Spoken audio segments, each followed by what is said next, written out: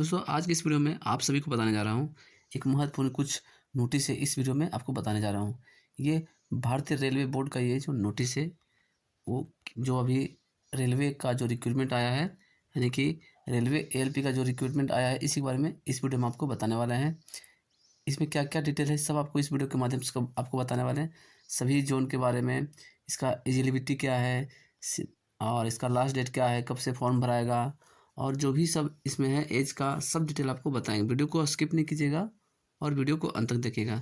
चलिए वीडियो को शुरू करते हैं।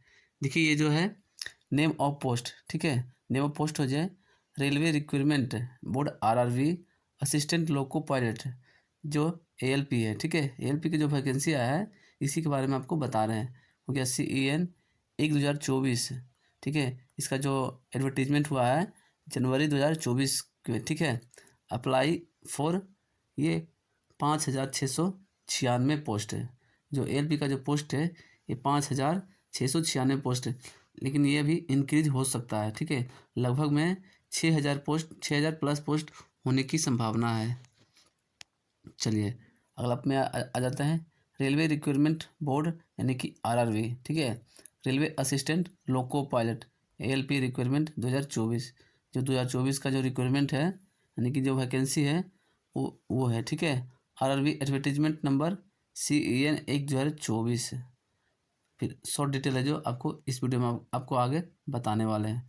देखिए इसका जो कुछ महत्वपूर्ण इम्पोर्टेंट जो पॉइंट है, इम्पोर्टेंट डेट है, ठीक है।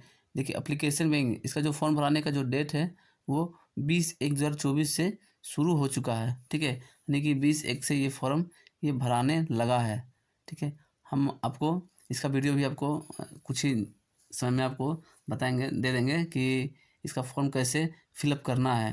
आपको एक एक करके आपको वीडियो में बताएंगे, ठीक है। चलिए आगे बताते हैं। देखिए ये फॉर्म है जो 20 तारीख से भराना शुरू हो गया है। इसका जो लास्ट डेट है वो है ये 19/2/2024, ठीक है। 19 तारीख को इसका लास्ट डेट है फॉर्म फिलअप करने का, ठीक है। उसके बाद है लास्ट पे एग्जामिनेशन फ़ी। जो इसका जो एग्जामिनेशन फ़ी है वो भी 19/2/2024 तक है, ठीक है। यानी कि जिस दिन आप फॉर्म फिलअप कीजिएगा उस दिन पेमेंट भी करना अनिवार्य है, ठीक है। नहीं तो आपको छूट भी सकता है, ठीक है, कि बाद में पेमेंट नहीं करना है, ठीक है। उसके बाद है अगला है करेक्शन एंड मॉडिफाई। अगर फॉर्म आप फिलअप करते हैं उसमें अगर आपको कुछ गलती हो गया हो, ठीक है, बाय मिस्टेक नाम में या फ़ोटो अपलोड करने में या कोई भी डॉक्यूमेंट में, तो उसके लिए आपको फिर जब 19 को जब लास्ट डेट होगा उसके बाद 20 से 29 तक में आपको ये सुधारने का ये मौका मिलेगा। यानी कि करेक्शन और मॉडिफाई करने का जो मौका आपको दिया जाएगा वो 20 से 29 तारीख के बीच में ये आपको करना होगा, ठीक है। चलिए इसका एग्जामिनेशन का जो डेट है इसका जल्द ही फिर एग्जामिनेशन का जो डेट है वो आ जाएगा, वेबसाइट पे आएगा, तो हम आपको जल्द ही आपको बता देंगे, ठीक है। एडमिट कार्ड का भी जो है इसका जो नोटिफिकेशन वो भी आपको जल्द ही नोटिफाइड हो जाएगा, ठीक है। मतलब जल्द ही आपको बता दिया जाएगा। चलिए फिर आते हैं इसका अप्लीकेशन फ़ी।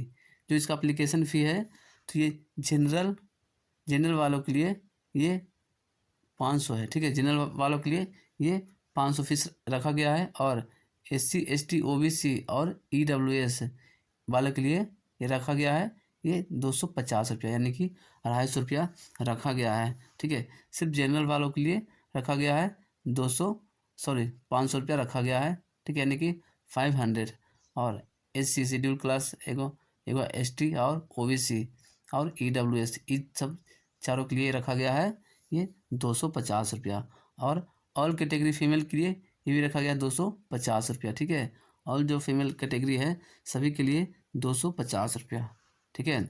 उसके बाद है after appear the stage first exam. अगर जो फॉर्म फिलअप कर देते हैं, ठीक है, उसके बाद अगर फर्स्ट जो स्टेज एग्ज़ाम होता होगा रेलवे का उसमें अगर पास कर जाते हैं, ठीक है, तो जनरल वालों के लिए ये 400 रुपया रिफ़ंड हो जाएगा, ठीक है। 400 रुपया जो रिफ़ंड हो जाएगा ये जनरल वालों को, ठीक है। उसके बाद SC ST OBC और EWS को और फीमेल को तो रिफ़ंड हो जाएगा 250 रुपया ही रिफ़ंड हो जाएगा, ठीक है। यानी कि सिर्फ जनरल वालों को 100 रुपया फ़ीस लगेगा, ठीक है। अब बाकी सभी को फ़ीस नहीं लगेगा, क्योंकि जब फर्स्ट एग्ज़ाम अगर पास कीजिएगा, यानी कि फर्स्ट स्टेज आप एग्ज़ाम दीजिएगा, उसमें आपको जो 250 रुपया वो रिफ़ंड कर दिया जाएगा, ठीक है। चलिए, इसको जो पेमेंट करना है वो करना है डेबिट कार्ड हो गया या क्रेडिट कार्ड हो गया या नेट बैंकिंग या फी मोड का जो भी है उसी के द्वारा, या यूपीआई भी मिस आएगा उसके द्वारा आप फिर इसको पेमेंट कर सकते हैं, ठीक है। इसका हम बता दें आपको कुछ एज जो क्राइटेरिया है वो आपको बताएंगे, ठीक है। Railway assistant loco pilot notification 2024 age limit as 1/7/2024, ठीक है। मतलब कि 1 जनवरी 7वां महीना 2024 से 24 को मतलब कि 18 साल होना आवश्यक है, ठीक है। देखिए यहाँ लिखा हुआ मिनिमम एज हो गया 18 ईयर्स, यानी कि 18 साल कम से कम वर्ष की होना चाहिए जो लोको पायलट के फॉर्म फिलअप करना चाहते हैं उनको, ठीक है। और मैक्सिमम एज होना चाहिए वो 30 वर्ष होना चाहिए, ठीक है। 30 वर्ष से ज़्यादा एज हो वो नहीं होना चाहिए, ठीक है। जो एज रिलैक्सेशन है एक्स्ट्रा, तो रेलवे का कुछ रिक्वायरमेंट का जो ये रूल है उसके अनुसार इसको ये बढ़ाया जा सकता है, ठीक है। जैसे कि हो गया एस सी एस टी का हो गया, और जो एक्स सर्विसमैन है, ठीक है, उन सब के लिए कुछ रूल है, ठीक है। चलिए और आ जाते हैं अगला में आ जाते हैं।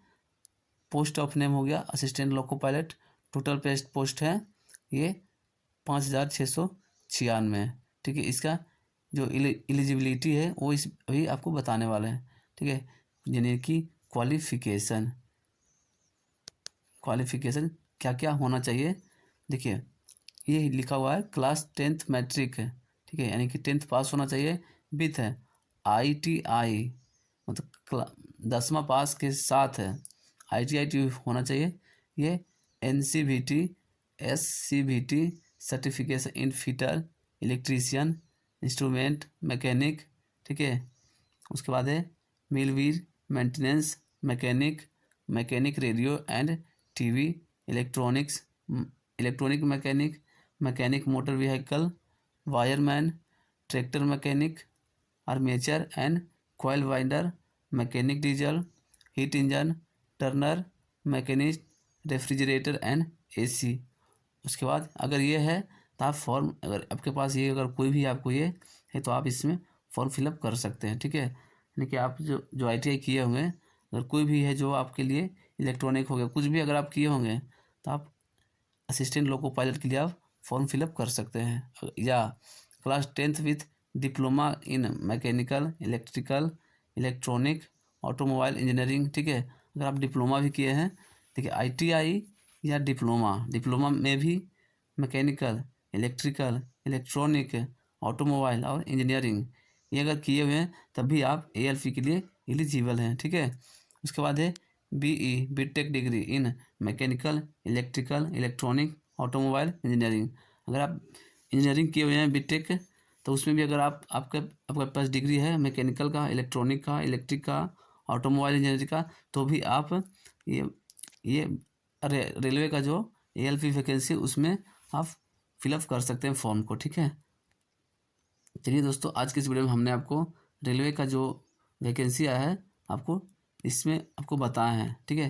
तो आपको वीडियो कैसा लगा आप हमें कमेंट करके बताइए, ठीक है। और हम आपको जल्द ही इसका फॉर्म जो फिलअप करना है स्टेप बाय स्टेप आपको डिटेल बताएंगे, ठीक है। तो वीडियो को अच्छा लगा हो तो लाइक कीजिए और अपने दोस्तों को शेयर कीजिए, और चैनल पे अगर नया चैनल को सब्सक्राइब कर लीजिए।